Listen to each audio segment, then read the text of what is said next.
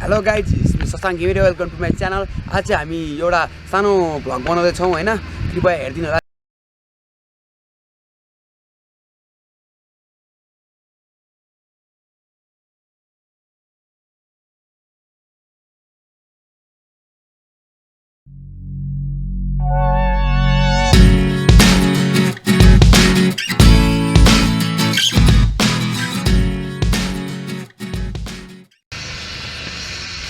यस वज्रबाराही मन्दिर जङ्गलको बीचमा रहेको छ, जसमा 166 प्रकारका वनस्पति र 48 वन्यजन्तु पाइन्छ।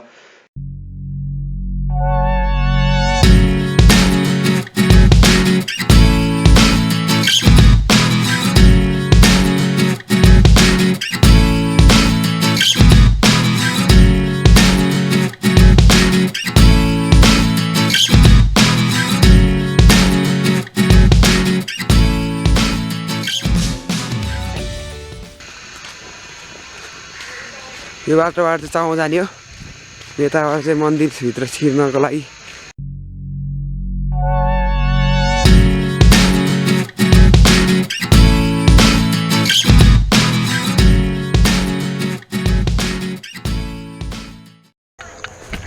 हेलो गाइज, अहिले चाहिँ म आइसकेको छु मन्दिरमा होइन। अब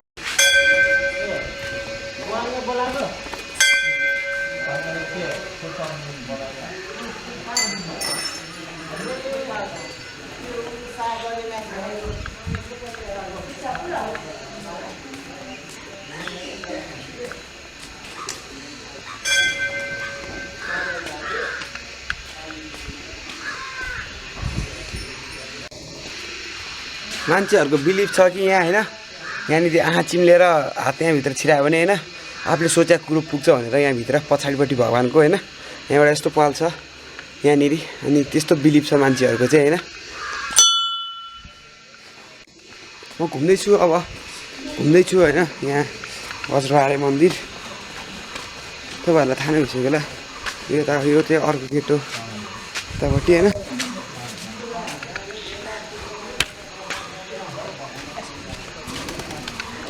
Hello guys. सुबह ठीक छ यार।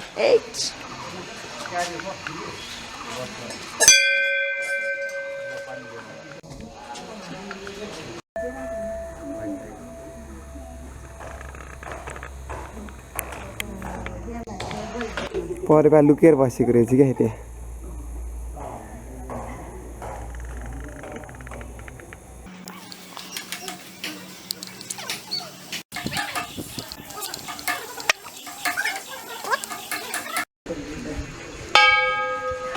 यो चाहिँ अगाडिपट्टिको भाग हो होइन यो।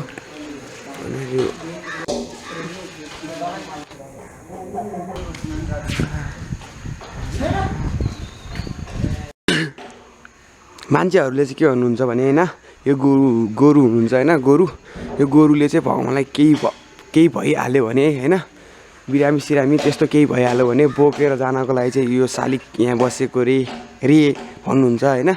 यो मन्दिरमा चाहिँ होइन, यो वज्रबाराही मन्दिरमा चाहिँ गजुर छैन चाहिँ किनभने म तपाईँलाई देखाउँछु गजुर छ छैन होइन।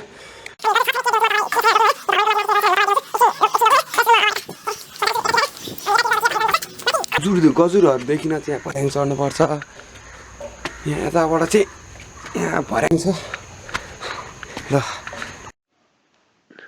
वज्रबाराही यस वज्रबाराही मन्दिरको स्थापना विक्रम सम्वत 784 मा मल्लले गरेका थिए।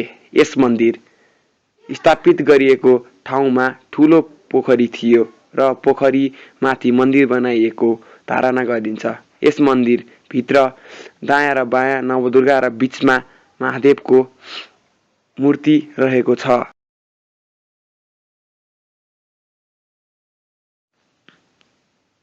नेपालको इतिहासमा पहिलो गजुर रहेको मन्दिर वज्रबाराही मानिन्छ। यस मन्दिरको गजुर पाटनमा बनाइएको थियो। गजुर नभएको पहिलो मन्दिर वज्रबाराही मानिन्छ।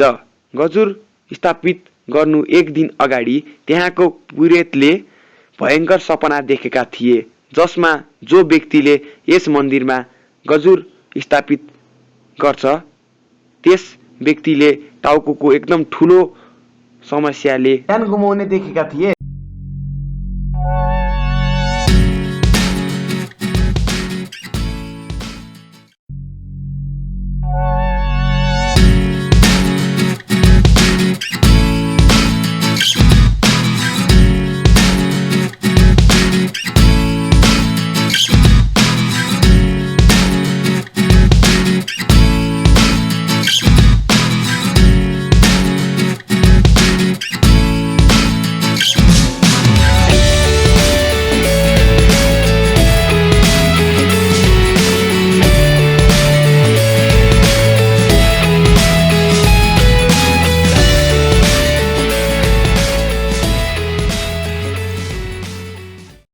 आजको भ्लग चाहिँ यति नै थियो होइन। अनिखेरि अब हामी घर जाँदैछौँ होइन। लाइक कमेन्ट सब्सक्राइब गर्न नबिर्सिनु होला होइन।